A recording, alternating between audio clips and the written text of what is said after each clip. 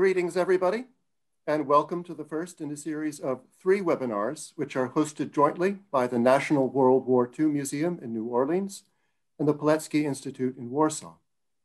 The title of the series is World War II, Witnesses and Memory, and we will be focusing on the experiences and testimonies of those who witnessed the outbreak of the Second World War, the occupation of much of Europe by Nazi Germany, and its liberation by the Allies, as well as on how institutions and scholars preserve and teach this history. Speaking as we are, one day after the anniversary of the liberation of Auschwitz by the Red Army, which occurred on the 27th of January, 1945, and which we now observe as International Holocaust Remembrance Day, the subject of today's discussion will be liberators and liberated. With me today are 3 distinguished panelists. Dr. Gordon Nick Mueller is president of and CEO emeritus of the National World War II Museum in New Orleans, which he co-founded. He has played leading roles in the museum's organization, development, image, and outreach. Before that, he enjoyed a 33-year career as professor of European history at the University of New Orleans, during which time he also served as dean, vice chancellor, and founding president of the Research and Technology Park. He was involved in many initiatives at the university, including founding the university's international study programs, which have sent over 10,000 students to 10 countries for study abroad since 1973. With us also is Dr. Robert Citino, who is executive director of the Institute for the Study of War and Democracy and the Samuel Zemurray Stone Senior Historian at the National World War II Museum. Dr. Citino is an award-winning military historian and scholar who has published 10 books, including The Wehrmacht Retreats, Fighting a Lost War, 1943, Death of the Wehrmacht, The German Campaigns of 1942, and The German Way of War, From the 30 Years' War to the Third Reich. He has written numerous articles, as well as contributing regularly to general readership magazines, and he has taught, among other places, at the U.S. Military Academy at West Point and the U.S. Army War College. Joining us here in Warsaw is Dr. Wojciech Kozłowski, who is the director of the Pilecki Institute, a research institution based in Warsaw devoted to the study of the Nazi and Soviet totalitarianisms and to their effect on Polish society. He has spearheaded its many programs, which cover a broad range of archival, research, exhibitional, educational, and cultural initiatives, and he is the chief editor of its scholarly journal, Totalitarian and 20th Century Studies. He holds a PhD in medieval studies from the Central European University and an MA in history from the University of Warsaw. He was a fellow at the New Europe College and a visiting scholar at the Department of History at Harvard. My name is John Cornell. I am a historian here at the Pilecki Institute in Warsaw, and it is my great pleasure to be moderating this evening's discussion. We are going to begin by viewing several short video clips showing testimonies both of people liberated from Nazi camps and of those who liberated them. We'll begin with a clip from the Polish side, which will be followed by a brief commentary from Dr. Kozłowski to provide some historical context. This will be followed by 2 brief clips with testimonies concerning the liberation of German camps by American soldiers, which will be followed by commentary from Dr. Citino and Dr. Mueller. This will then serve as our starting point for the roundtable discussion, which will be the main focus of our webinar. Hopefully there will be some time at the end of our discussion as well for questions from the audience. So I invite you all, please, to feel free to use the Q&A button on the bottom of your window to ask questions. Let us begin then with the first of the clips.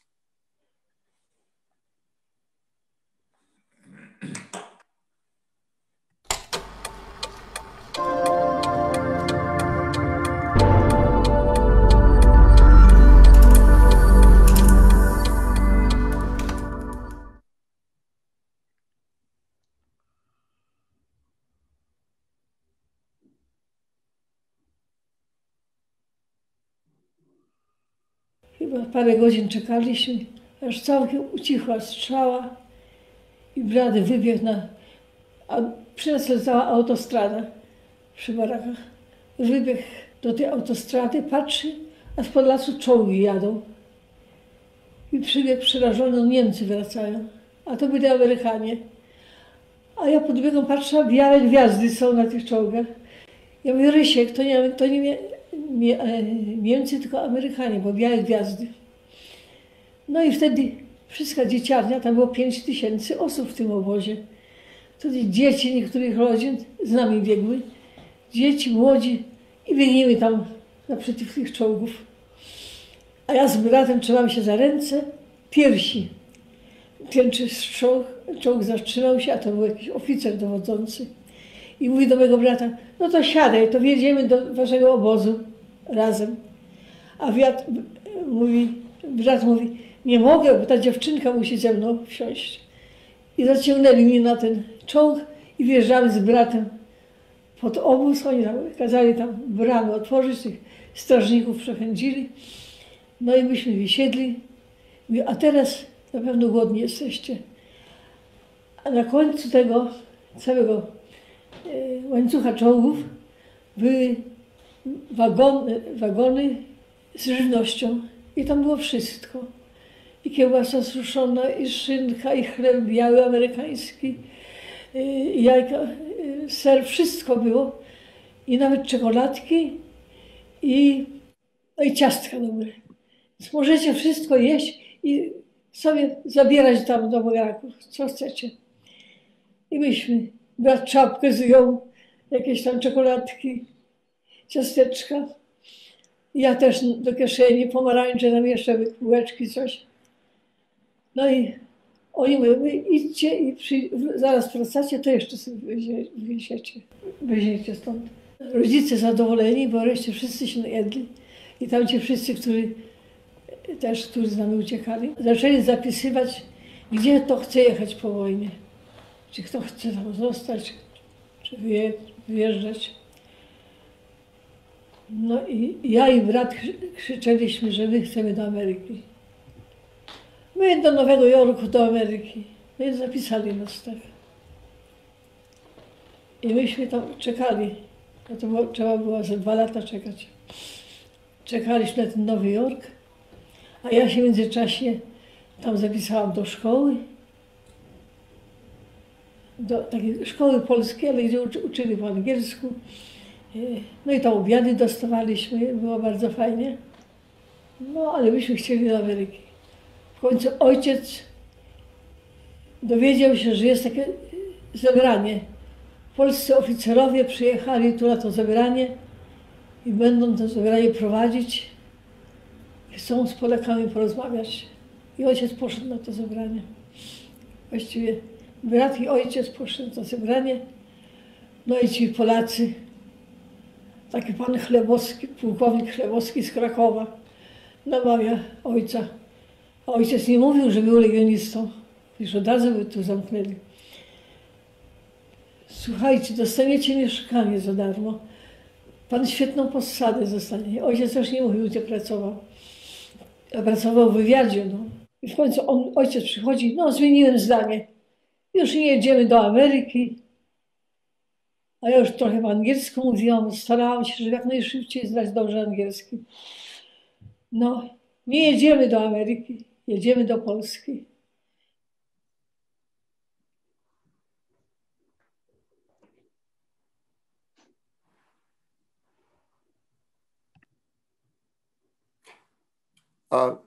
Yeah, I believe I can start. Thank you very much I'm very glad that we can get together and have this first webinar. I'm very happy. Thank you, Nick. Thank you, Robert, John.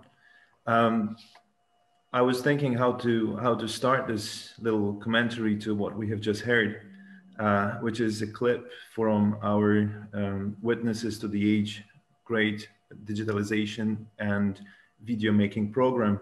But we have here Leonarda Kielar, who starts her story in Nürtingen in southeastern Germany, not very far from Stuttgart, when there is a network of 17 forced labor camps for Eastern workers mostly, contributing to German war production. And I was wondering when to start talking about this particular experience, and I thought, shall I start before or after, or just in the moment of liberation? Because liberation is is actually in the center of what we're discussing today.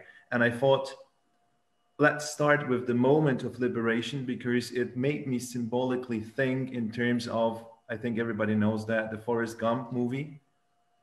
There is this early scene when he is a young boy and he found himself besieged by a group of bullies, and he is wearing some straps and frames on his legs that he cannot run, and he's assisted by his friend, and there's this famous phrase, "Forrest run." They're tossing stones at him, and he's starting to run away, and it begins very, very awkwardly, and then he's speeding up, and then the shackles and all these frames just fall off, and he finds himself running to safely in full speed.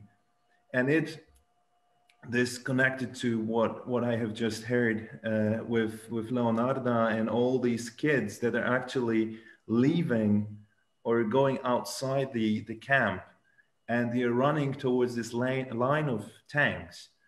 And the closer they get, the less slaves they are, and the more the regular human beings with their own dignities and as persons, they approach the tanks.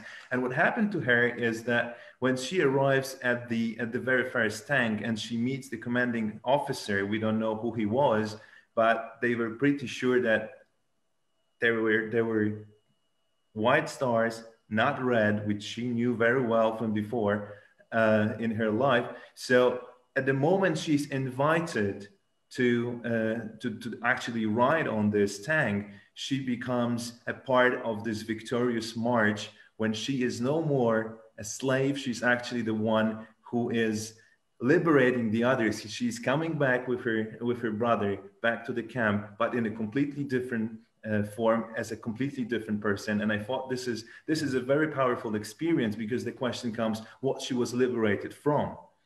And she was liberated from being a cog in Hitler's new European order. And her life illustrated a typical fate of a Polish citizen after September 1939, which was the moment of Soviet and Nazi collaboration. She lived in Eastern Poland, so she escaped from the Soviets because, lest her father would be executed or deported. Then her state, which is Poland, was destroyed and replaced by a system of organized lawlessness and crime. And she becomes a part of 2.5 million Polish workers that are simply transferred to Germany to help the German economy to bear the war effort, actually, to fight the war. And she's also a lost generation in a sense, because for years she's deprived of schooling, education, and a compassionate upbringing. And practically speaking, she's a slave doing an unpaid and unregulated work. And when those white stars show up at the horizon just out of the forest, she's going to be a different person. She's not going to be anymore what she was. And what she becomes is extraordinary, because this is a period of contrasts to the past. She thinks about food. Food is something that she keeps repeating also in other parts of the video. She finds happiness. She's so excited about the Americans all around her, and she makes friends with them. Her brother makes friends with them. And these soldiers are, I think to a certain degree, they're most probably idealized, because they are those who actually change her life. And she established friendships. She also finds herself for the first time for years in a privileged position. She can pick up flowers. The Germans are not, because they're chased away by the American soldiers. That's what she tells at some point. She walks into the field and she collects flowers, and then Americans approaching, and she says, "No, I'm a Pole, not a German." And they say, "Okay, then pick up more. Take more." She's building her life, planning, learning English. She's dreaming about migrating to the United States. She's now personally responsible for her future. And finally, she shares fear to give up all the opportunities to embrace life in communist Poland. And that's perhaps a part that we can come back later. Thank you. Okay, let us continue then with the American clips.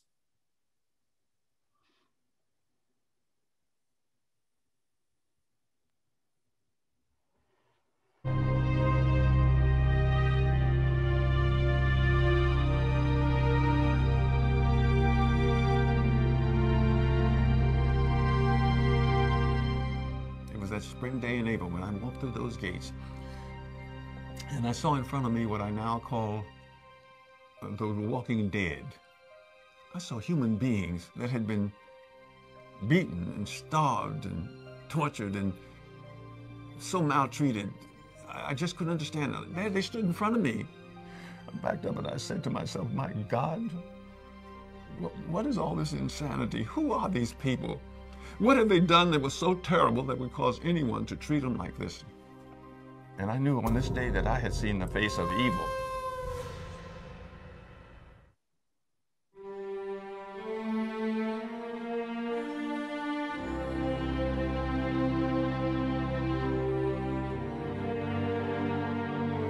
In the afternoon, it must have been around 3 o'clock, all of a sudden we see the door opens. It's we see an American soldier. He must have been a young man, maybe 20, maybe 22, heavy set, with a big helmet. He comes in, he looks at us, and he starts crying. He cries. One of our boys, I don't know how, but he comes out and starts singing Yankee Doodle Dandy. And we all join in. We don't know the words, we don't know the music, but he starts singing Yankee Doodle Dandy, and we all start singing Yankee Doodle Dandy. And as soon as that one first American soldier comes in, there is a whole battalion of American soldiers. We are standing there singing Yankee Doodle Dandy without knowing the words. And they stand and cry. They look at us and they cry. I mean, battled, hardened soldiers. Men that probably were in the Battle of the Bulge or wherever they were fighting. They stand, they look at us and cry. And we stand there, cry with them and sing Yankee Doodle Dandy. That scene is something which I'll never forget. I mean, it is like saying, what took you so long? Where were you?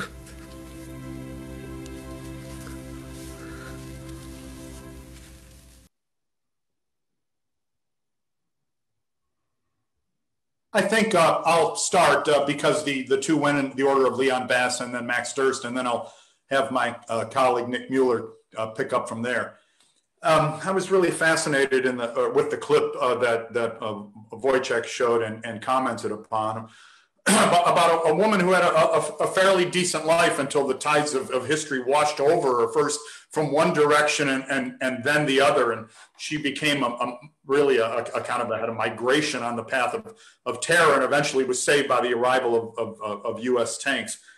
You know, Leon Bass never had a life that we would call worthy of human dignity, at least not as an African American growing up in his time and place. He was a man who knew racism, who knew discrimination, who knew marginalization merely by the color of his skin. We talk here at the National World War II Museum a great deal about this campaign for double victory that African Americans talked about during the war. The phrase was first coined by an African American newspaper, the Pittsburgh Courier, but it became a kind of a slogan for African Americans in the course of the war, that there were two wars being fought, and thus there were two victories being sought. And the one victory, of course, was over the foreign enemy and what Leon would later call the face of evil, the foreign enemy being fascism, militarism, dictatorship. But then there was also the internal struggle that had to be fought, that World War II, if we were victorious in America, had to result in a better and society, a more just society, a more egalitarian society. If you were an African American living in the South, our museum is located in New Orleans, about as far south as you can get in America. If you were an African-American growing up in the South, German prisoners of war who would be brought to places like Louisiana or brought to the neighboring state of Texas had all sorts of rights that you did not have as an African-American citizen, to enter a restaurant, to ride public accommodations, to do any manner of things. Of course, the German POW had the admission ticket into American society. He had white skin, no matter what the obnoxious nature of the cause for which he was fighting or the heinous crimes he had committed. He was a white, and that meant status in not only in the American South. I don't mean to pick on my own region solely, because it was really true all over the country. So that's the background of Leon Bass.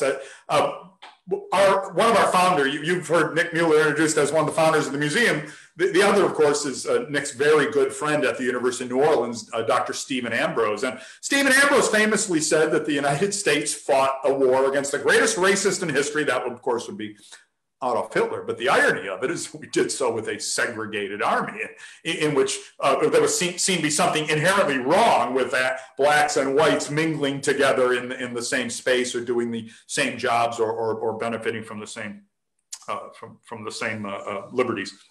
So I think Leon Bass, I don't think we're going too far to say he intrinsically identified with the victims that he saw. He saw them being beaten, starved, tortured. I'm quoting from his own oral history. What is this insanity, he said? What have they done that earned such treatment? And I think while he is obviously talking about the inmates, if you will, the tortured at Buchenwald, I think we have to read that clip in the light of his own experience as an African-American male and growing up in the United States of America. And I think, what is this insanity? You could say, as we look at what the Nazis had wrought in Europe, but perhaps Americans can also look around at themselves and the racism of the day and that persists into our own day and say, what is this insanity? But Leon Bass, that day changed him forever, as we saw in the clip. He went on to be an educator. He attended university, a PhD from Temple University. He taught at many schools. But I think the most important thing that Leon Bass did when he came back is testify, not only to what he had seen in the Holocaust writ large, but testified in a specifically American context to the evil and insanity of racism. Thanks. Nick? So, yes, well, first, Wojciech and John, let me just thank you all for hosting this event, a partnership that we began to think about between the National World War II Museum and the Pilecki Institute some 15 months ago with Dr. Alex Ritchie. And so it's wonderful to see this come to fruition. And these very powerful three testimonies give an insight into what you as a research institute and what we as a national museum on World War II are attempting to do in different ways. But these stories certainly join us together in a common quest. And I think that's a wonderful contribution that we can make across the ocean and across the last 75 years.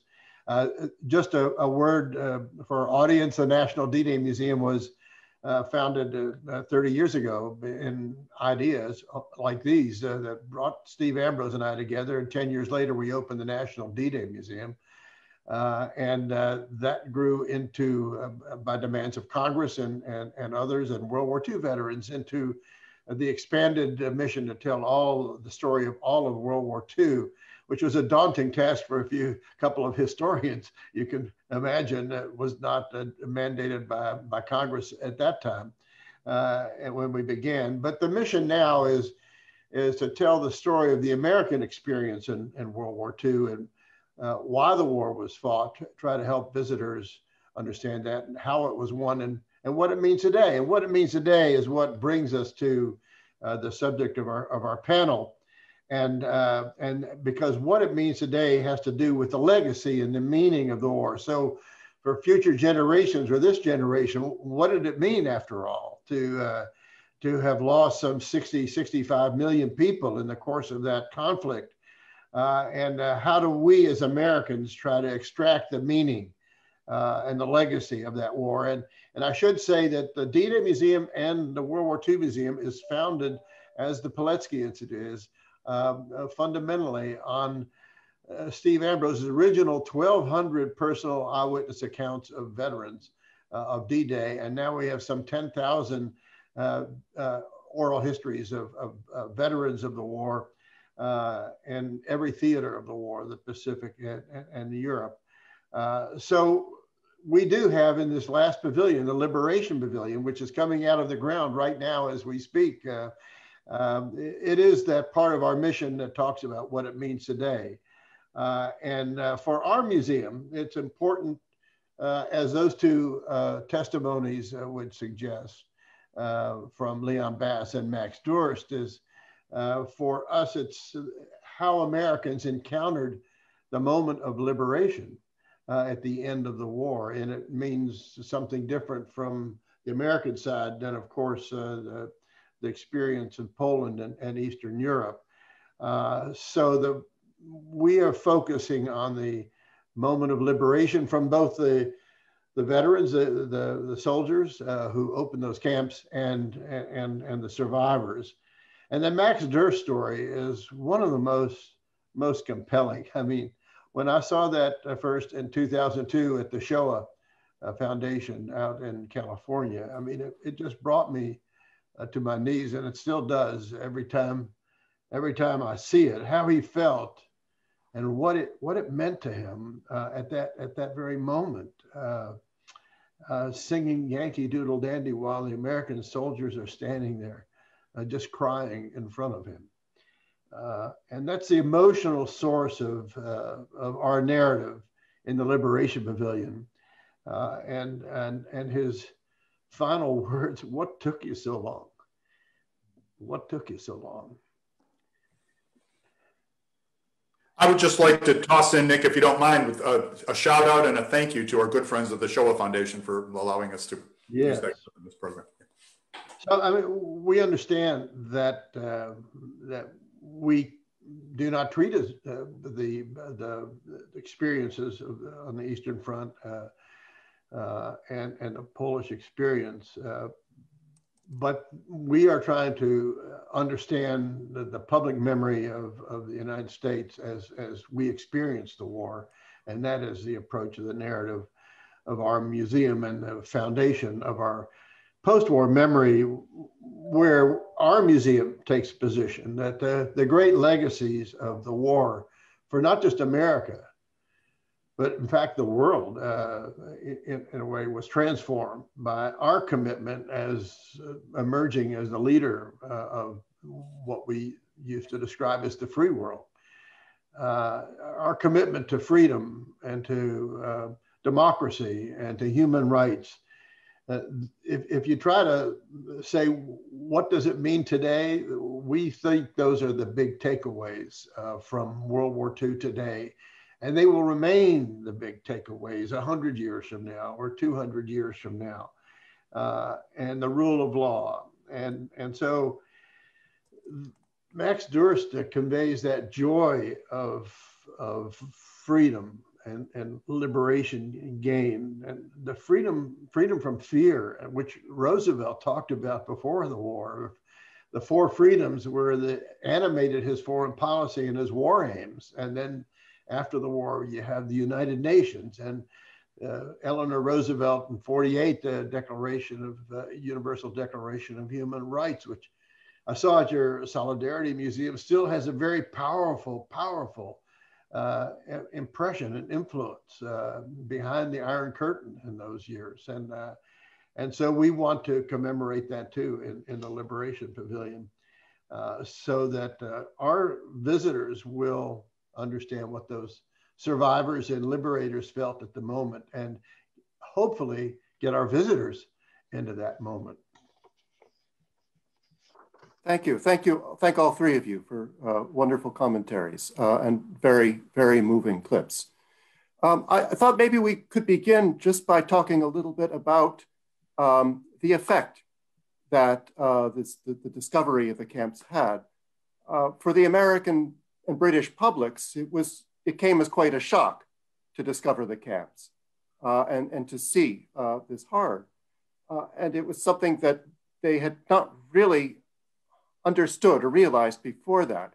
So what kind of effect did, we've seen the effect personally on soldiers who released them, but what about the publics back home? And how did the discovery of the horrors of the camps change our perspective of the war and what it was about? I'll start if Sure. you don't mind. I think the simple answer, John, to your question is it changed it profoundly. It changed our view of the war and what the war had been about.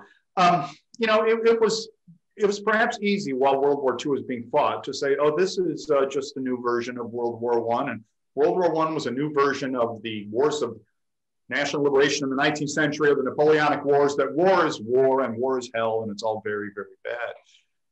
Country X versus country Z, let us say, duking it out over a few border provinces. You had a conqueror, and that had happened, would-be conqueror of the world, as we said, Adolf Hitler, but that had happened before in the manner of a Napoleon or a Philip II, or go all the way back to Genghis Khan, choose your conqueror. But I think World War II was, the image of World War II was changed forever and profoundly by the discovery of the camps. Nick, Dr. Mueller, has already been talking about the Liberation Pavilion we're building. And one of the galleries in the Liberation Pavilion will be entitled And Then They Came For Me. We'll be looking at the Holocaust. Now, you might say, why is that in the Liberation Pavilion? Does that obviously, and we know temporally, it belongs in the middle of the war. So the war fighting. But when it became a part of, let us say, the shared consciousness of most Americans, our museum does talk about the American view and the American experience in World War II. When it became a part of our shared consciousness as Americans was really in the post-war world. It would take a while, though. I would say, as a matter of fact, the more I think about your question, which is a good one, I say it's still being worked out. I think there was a general sense through the Nuremberg trials. I think there was a kind of forgetfulness then. I think the appearance of Elie Wiesel's Night or the dramatization of the Diary of Anne Frank in both Broadway and Hollywood versions. But again, I think in terms of scholarship, the way World War II history is written today is completely different than it was even 20 or 25 years ago. The Holocaust has become foregrounded, and the military struggle, about which numerous books have been written, and I plead guilty to having done that myself. The military struggle kind of takes a bit of background, that is, takes a back seat to Hitler's racism and to the horrors of the Shoah, the horrors of the camps. Stalingrad gives way to Auschwitz, I guess, is one way I might put it. And that's been, if you study the historiography, at least of World War II, that's been the principal development in, I would say, the last 25 or 30 years, really coming out of a memory war in Germany about just how Germans should look back at World War II, and then becoming, I think, the general property of Western scholars. So that's my relatively long-winded answer, but the short answer is it changed it profoundly. But as you say, it did take a long time. I would agree with that. I would say, though, to go back to your question, and Rob kind of moved in that direction as well, I don't think the discovery of the camps of the Holocaust immediately after the war had as big as impact as it perhaps did in Poland, where you're closer to Auschwitz. And you have to remember that for Americans, the end of the war and the joy of liberation and VE Day and then VJ Day kind of overwhelmed everything. Our boys are coming home, and on the one hand, and so until the Nuremberg trials got rolling, I mean, there was a definite shock for those on the ground, the troops that encountered those camps, just like Leon Bass.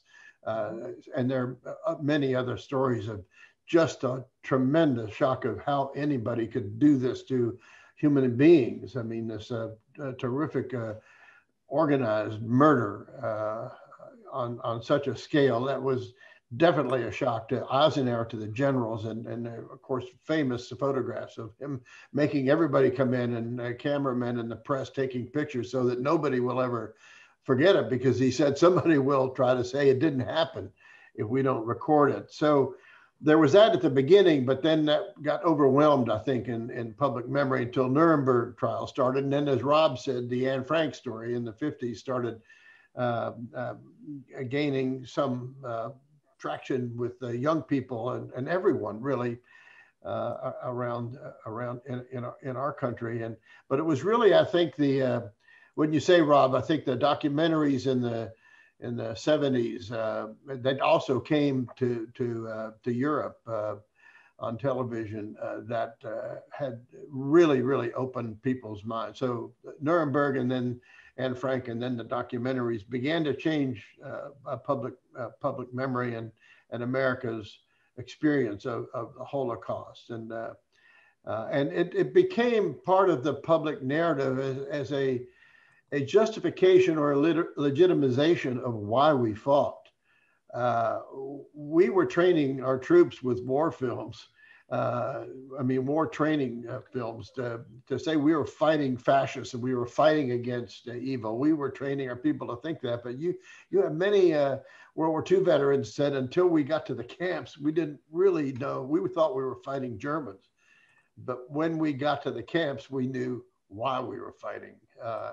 So that is part of the public memory that has moved into the narrative, the public narrative. And it's frankly, too, what Steve Ambrose felt and wrote about in his books. So the camps and the Holocaust become, in a way, a symbol of what we were against and what we remain against in terms of fighting extremist ideologies of fascism or communism on either extremes. And that we have to be vigilant. If a lesson, we don't tell people that. We hope they appreciate it from going through our exhibits. Because in the post-war era, there hasn't been another world war. So we've done better than between World War I and World War II.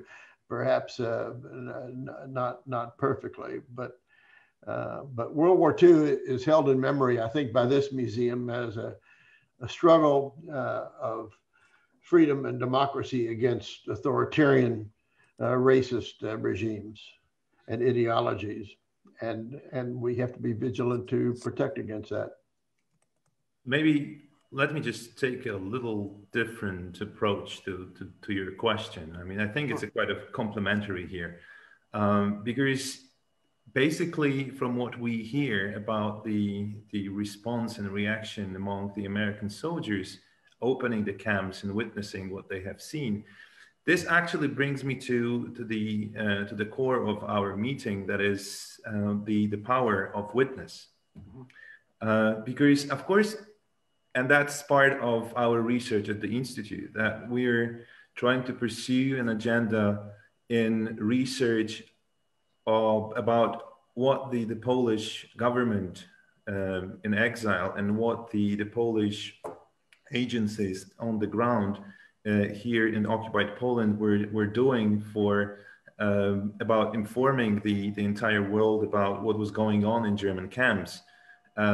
One of the examples is the collection held by the United Nations War Crime Commission, in which you can find files put together definitely by Polish intelligence about death camps in Treblinka and others, where you can have, where you find plans, descriptions of the crew and what sort of atrocities have been done there, including information that the floor in gas chambers were wet, which means somebody who noticed that had to deliver that message outside the camp, and it then was taken further into the world. So I'm saying this for one particular reason, that we're trying to understand how much it was already known at the level of governments and also in the public, even in the public. I mean, there were reports found in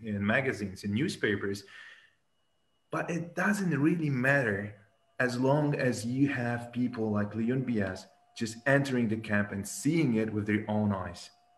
And the whole idea that we are trying to work with witness accounts, and this includes oral history, video recordings, and also what we are basically doing, that is collecting the sworn testimonies given by witnesses of German crimes throughout Poland that were given right after the war and later on, and they're in a written form.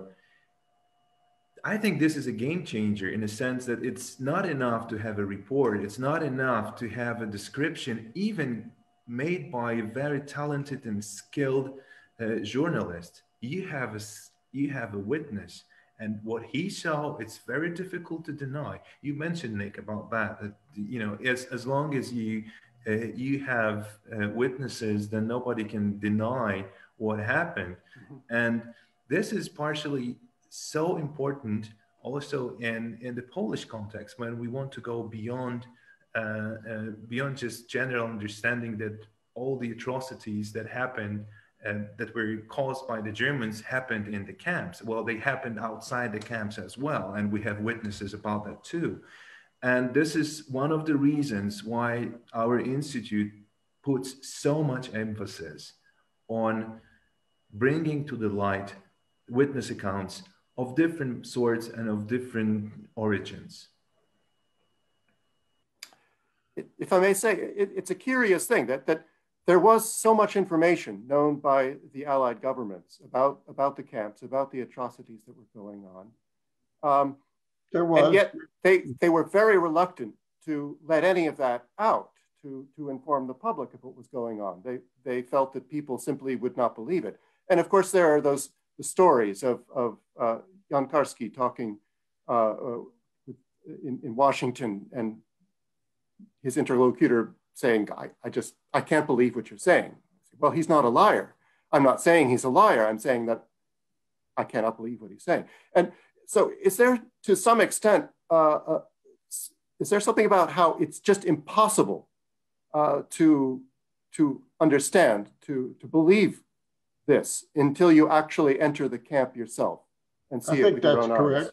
Yeah, I think that's right. I think what Wojciech is saying is the power of the eyewitness, that personal testimony, is so authentic that you stand in before it and you have to accept it. This is the personal story, and that's why we think it's so wonderful what you are doing to preserve those stories in such volume with such professional methodologies. And ours, by contrast, were gathered over years and cover the whole war, and yours are very focused and are focused on the violence that's done to innocent people. That is a part of World War II that has to be preserved and sustained forever, because that could happen again, and those eyewitness testimonies are the greatest defense against that. And as a rabbi here recently, Stephen Lerder, who's written a book, and he was on television, and he says in his own words, and he comes from families who were survivors, and he says, when they tell you they're coming for you, believe them. And again, it's that personal voice that is so powerful and so compelling. And then when you hear something like that in the context of an eyewitness who survived and then tells you of what happened and how it happened, those things need to be preserved at all costs on both sides of the ocean. John, I'll bring the voice of the perpetrator in here for a moment. SS guards regularly said to inmates in the camps, no one's going to believe you. Even if somehow you escape this, no one's going to believe that this actually happened. And we're not only going to eventually kill you, but the memory will be gone. And I think that those kinds of comments, which Elie Wiesel talked about his whole life, Primo Levi talked about in all his written work, I think those kind of comments really underlie what our museum does, what the Pilecki Institute does, what really any memory-based institution does, is just try to give voice to these people who were told, your physical existence will be snuffed out, your very memory will be snuffed out. No one will ever know this even happen. Perhaps the most depressing thing you could hear, no matter what situation you're in. Do you think that this changes anything about how we look at other genocides, other conflicts that are going on since the Second World War? I mean, if just for a brief moment, coming back to this issue of eyewitness, and you're absolutely in full agreement with Rob regarding the fact that you have to be heard, and that's why public memory is very much based on one way or another playing with or using eyewitness accounts to actually deliver the message, to forward the message to next generations. But interestingly, from the Polish perspective, if I might say that way, there's one more thing that perhaps it's overlooked by general audience. That is, it is true that we are collecting witness accounts that were placed right after the war and then across decades. And that's true that they are now available, and some of them you can see at chroniclesofterror.pl on our website, and many of them are already translated into English. It's all true, but the thing is, they were collected for a very important reason: to actually put on trial the criminals, the war criminals, and the overwhelming majority of that witness accounts were never used for that reason. And here in Europe, here in Poland, it's a very painful aspect of the memory about the Second World War, because these eyewitness accounts were not only to just recall what happened. They can be used for that reason right now, but they were also an expressions of great trauma. And in a sense, we can say that because they go in thousands. And here we believe that when we talk about the Polish nation that was afflicted by the atrocities, both by the Nazis and by the Soviets, we think that what happened to the nation was it generally got traumatized. And these witness accounts were supposed to be also a powerful tool to bring back the justice. I mean, to put things back on their legs, on their feet, because what Germans did in Poland was to actually, as I mentioned before, to introduce some sort of organized crime that you punish for things that in the States you will be rewarded, but here you're punished for that. And people lived through that sort of life for a long time. And then an act of reconciliation, any form of reckoning was extra important. And these accounts were supposed to help out with that. It didn't work. And now what we are left with is mostly to preserve it for the memory so that we can remember what happened and draw conclusions and write this history, because that's the way we can actually honor the memory of these people and, well, of our recent past, in a sense. Yeah, I might add, I was struck, as Nick was, by that when Max Durst said, "What took you so long?"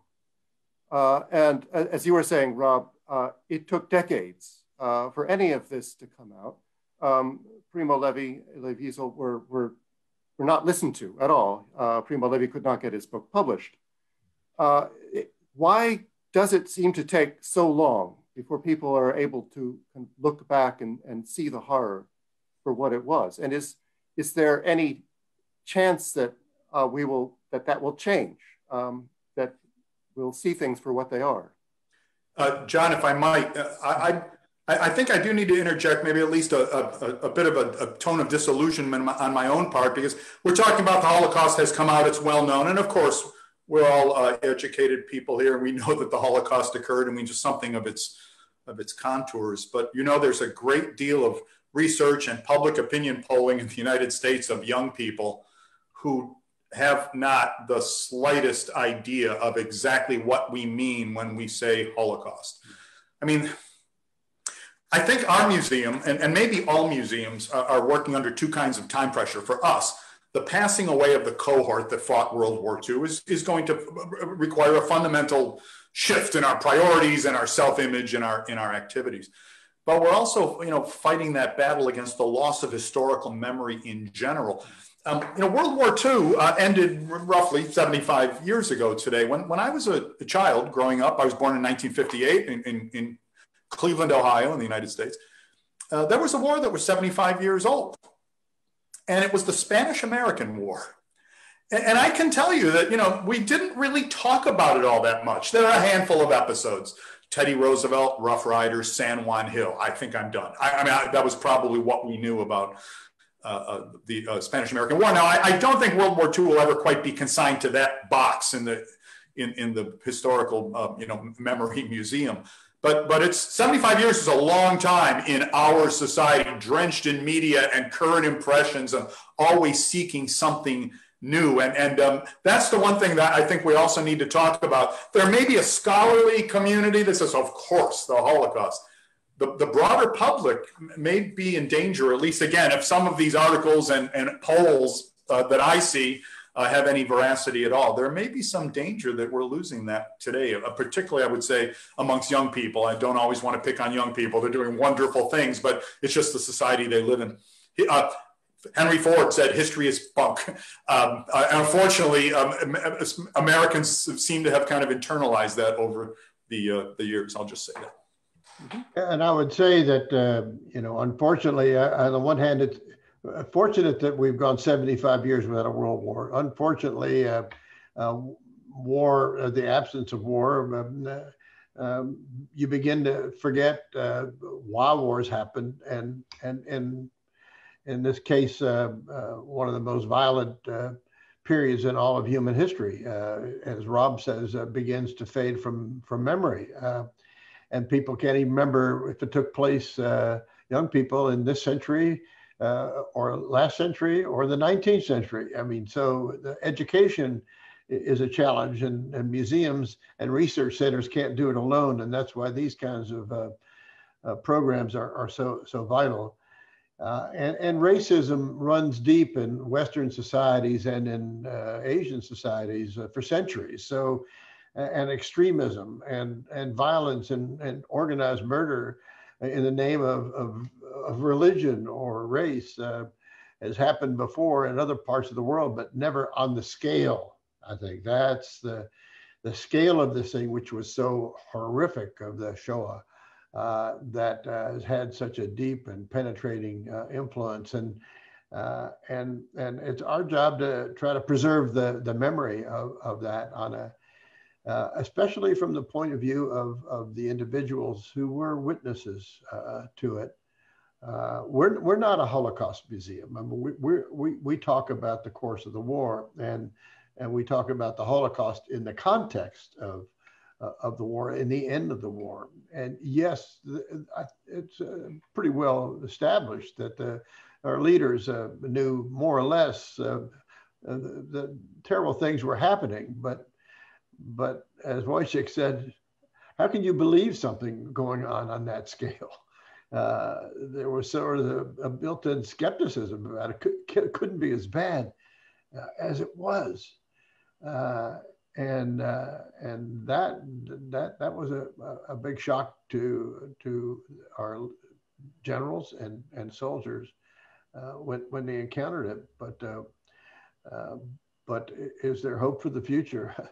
I think we can see that we have to be vigilant. We always say here at this museum, when we talk about liberation, that freedom is always under pressure.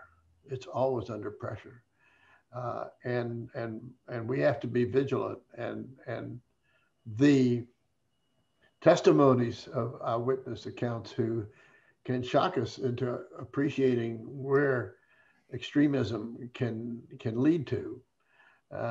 And the consequences it can have for individual liberty and loss of life in an arbitrary way, and to innocent civilians.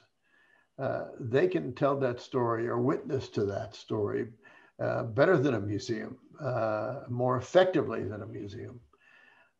But how we get that out to our policymakers and politicians and young people in our schools, that's a challenge. I think I actually very much appreciate the fact that you're talking about, I mean, and your museum is basically focused on the course of the war, and your all our oral histories are, as far as I understand, they're made of the eyewitness accounts coming from the fighters, from soldiers, from American troops, which brings me to an understanding that despite the fact that in the public memory, whenever you mention World War II, the Holocaust pops up right away, and that's what happened with our conversation right now. But in the fact, I mean, World War II is, if I may put it that way, it's just far bigger than that. I mean, it's so many other things that were happening, and so many other nations also under extreme pressure. And what is interesting here is, because this brings me back to Leonarda Kielar, so our first witness that whom we watched, and you mentioned that freedom is always under pressure, with something we have to fight for and sort of look after it so that we don't lose it. And in her story, this is amazing, because she is with the decision, you may remember how the clip is ended. She says, we're not going to the US, we're going back to Poland. And from other parts of her testimony, I know that this was a very big discussion within her own family, because she and her brother, they were so eager to travel away. I mean, he, in the meantime, in one of the camps after the war for the displaced persons, he met a widow who had family in Argentina, and he fell in love, and he wanted to travel with her and establish his household over there. And she wanted to go to New York. And then her father decided to return to Poland, knowing very well what it meant to meet communist regime. I mean, he fled the communists in 1939, but and that's what she says in their story. She says, we tried to convince our father, but he responded, I have fought for Poland so many years. He was, during the First World War, he was a Polish legionnaire, and he is among those, so about these people who are very much contributing to regaining independence after 123 years of partitions. So coming back to him, he said, I fought for Poland so much, I have to come back. It doesn't make sense. I don't want to go to Argentina, where I don't know the language. I don't want to go to the United States, where I don't know the language, and I don't want to sweep streets. I have to go back to Poland. And they all followed him. And the most striking thing is, he died within 12 months in Poland. Why? Because once he showed up there, the secret police started harassing him, calling him like every day for different types of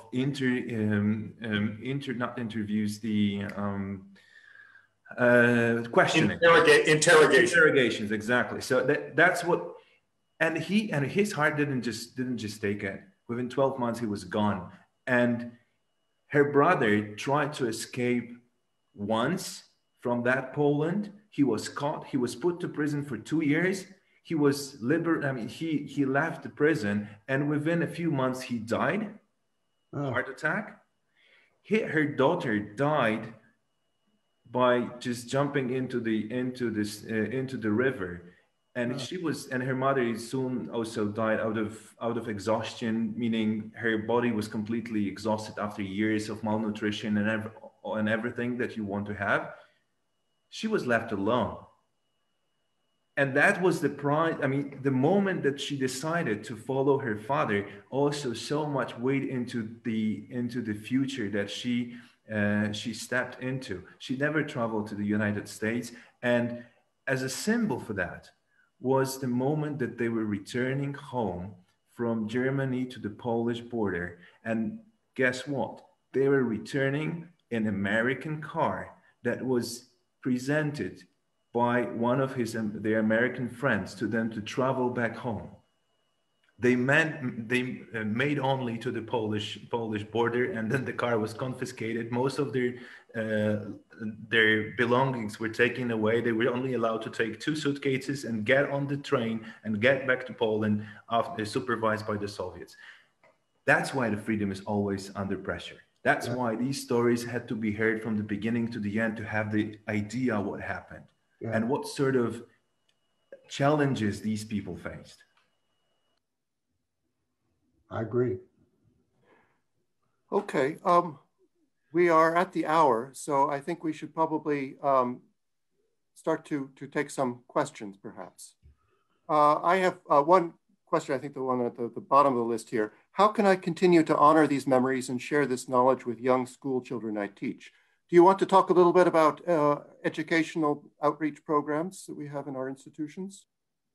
Yeah, absolutely. I'll just say a few words. I'm very proud to work at the National World War II Museum for many reasons, but one of the reasons is the moment Nick and Stephen Ambrose founded this museum, they saw it as an educational institution. And we have a series of K through 12, kindergarten through 12 programs that the museum stages for young children all the way up to teenagers in their high school years.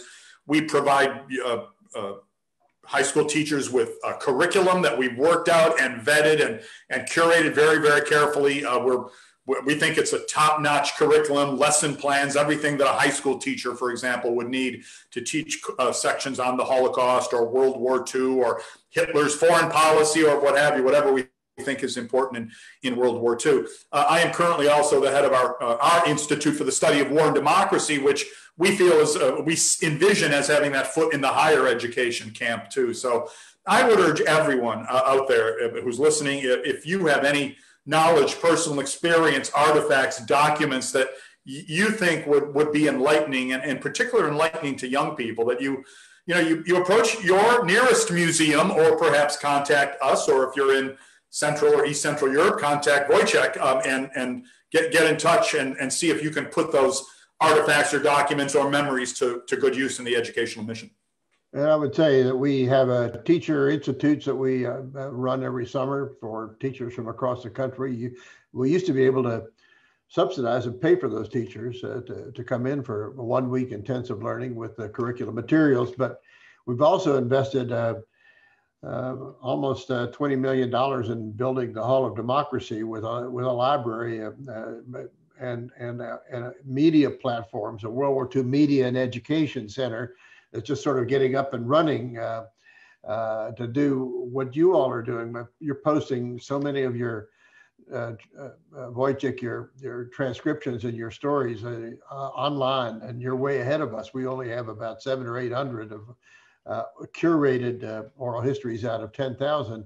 Those can be downloaded from you and from us by teachers and everywhere. And our goal with the Media Center, which has production studios and electronic classrooms, is the museum is not enough by itself. We have to think beyond the walls of the museum and be able to take the stories globally. But to all teachers out there and parents, or just tell the stories and get the stories and pass them on. It's all about the stories and preserving them. Authentic stories is at the bedrock of what we do. I would just add quickly that also in our case, we have a good number of materials available to the Polish teachers, but we're also reaching out to international audience. We run international teacher education program once a year, and similar in idea to what Nick Miller just mentioned. We're also running for the American and Canadian students a program called the Pilecki Project, which you can find more about on our website or on our social media. So we are trying to also to get a greater offer to international audience about whatever we're doing and about the materials, the wonderful materials we've got. We're very happy to share them. We're happy to work with you. So just let us know. I want to add one other question, or not question, a statement though, about this. And this program is an example of bringing different perspectives of the war and how it affected us both in terms of policies and as human beings. And this September, Wojciech and others from different nationalities around the world are coming to look at together at a conference called Memory Wars, and how different national perspectives are looked at together by historians and museum leaders and by Wojciech and people like that. I think it benefits all of us to begin to understand World War II in a global context, because every nation has different impacts and different legacies, and the war has different meaning for them. And we gain from each other as we talk about the struggles and those different perspectives. Okay, I have another question. There's many questions. I'm afraid I will not be able to cover many of them. But one question here is, I have read that some Americans were in POW camps that were almost as horrific as the concentration camps. Any comments on that? And I thought we have been perhaps a bit loose in talking about camps in a very general way, because it was a very large, complex system. And we haven't talked, for instance, really about the extermination camps, the death camps that were set up in the eastern parts of Poland, and Auschwitz itself, of course. But maybe it's worth talking a little bit about to differentiate between the kinds of camps and conditions that we're talking about. Sure, I'll give a brief intro to that. I think probably I'm the most suitable person. Nazi Germany was a police state. It was dedicated to the art of incarcerating human beings in all sorts of different ways and for all sorts of different reasons, and utilizing different methodologies. So the original camp system in Nazi Germany were set up for communists and enemies of or perceived enemies of the regime very early on in the Nazi regime. That is Hitler's takeover of power, so-called, in late January. And within months, there were camps, most famously at Dachau near Munich, for his political enemies. That system never died. Those always existed. There were then a gigantic system of prisoner of war camps for once the war broke out. And then, of course, there were this incredible series, and it's almost infernal. It's almost difficult to describe in any terms other than those of morality. This infernal system of annihilation, or so-called death camps in Central and Eastern Europe. Auschwitz is a pretty good example in that it was originally originally Polish barracks, and then originally a camp under German occupation for Polish prisoners of war, and then a gigantic facility for making synthetic rubber that never produced an ounce of synthetic rubber, and then attached to it a gigantic death facility. So the U.S. Holocaust and Memorial Museum has put out a multi-volume series on these various incarceration and camp sites of the Holocaust. And once again, I'll just say that if there was ever a state that brought the art of incarceration to a finely honed perfection, it was Nazi Germany. Let me address the POW question. The actual question was asked very quick, if my partners don't mind. I would hesitate to say there were POW camps that ever approached the death camps, because POWs were not being systematically slaughtered.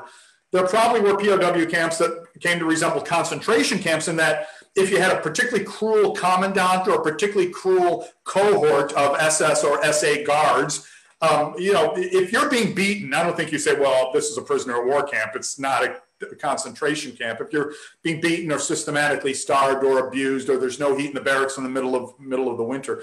But I think the terror there for the American POW would probably be a bit more haphazard and dependent upon individual circumstances, like something like the kind of commandant that you happen to get assigned with. So that's my take on that. Yeah, I would agree with that. And of course, Dachau and so many of those other camps began for political prisoners. The camps, the POW camps in Japan, were much rougher in terms of torture and beatings and starvation than in Nazi Germany. So it depends on what kind of where the POW camps are and which nation. And of course, the Germans notoriously took better care of the officers than they did everyone else.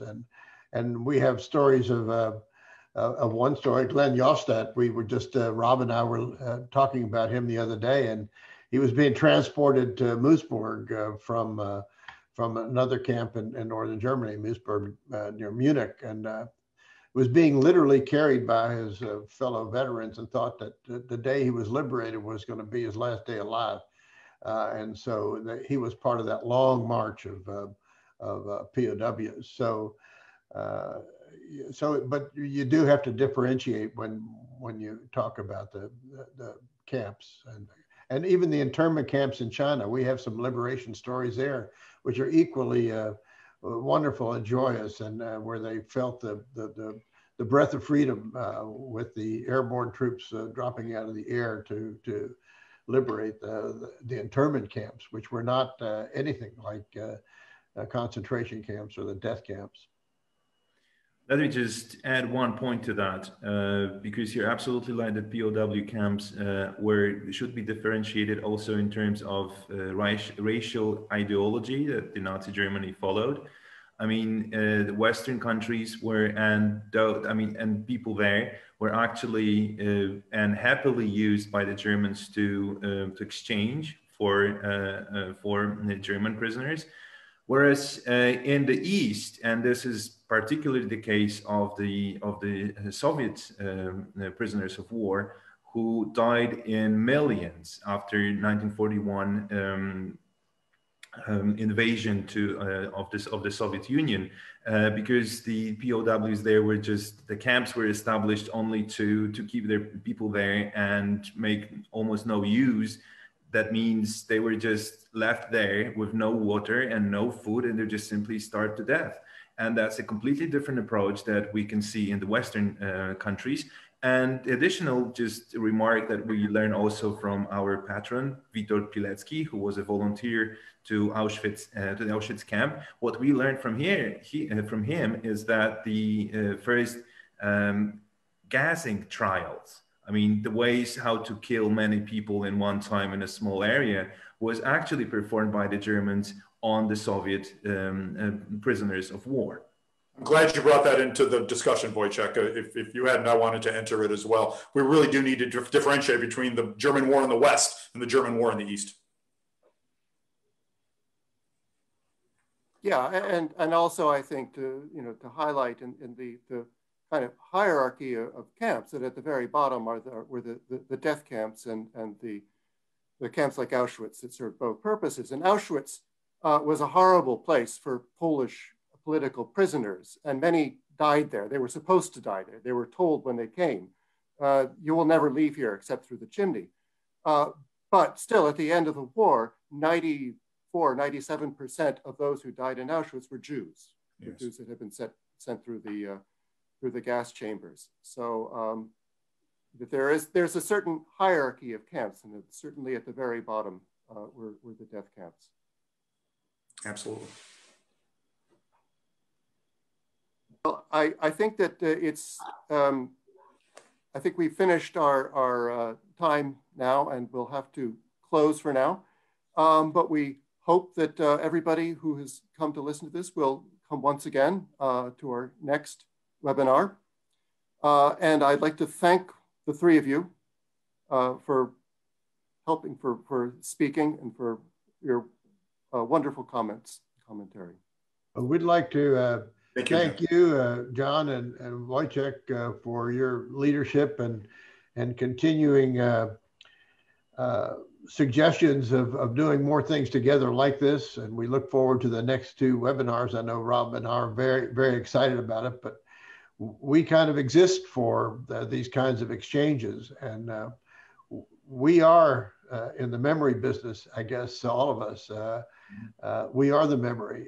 And I'd say all of those in our audience today have responsibility for what they learn and responsibility for those memories that we think are so important, not only to the present, but to the future.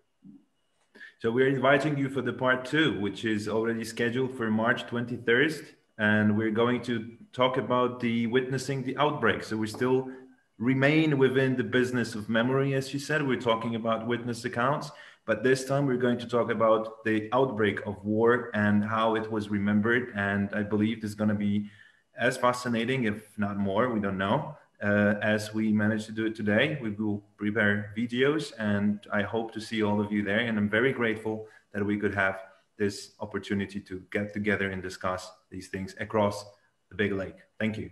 I'd like to thank John too. John, this is not easy. Putting all these people together and making sure things move forward. So you did a wonderful job. Thanks. Thanks. You're very welcome. And I'd like to thank everybody who came and listened to us. And those of you who gave comments and questions, and I'm very sorry we did not get to many of those, but perhaps we may cover them in future webinars as well. Thank you very much, everyone. Thank you. Thank you. Bye-bye. Bye.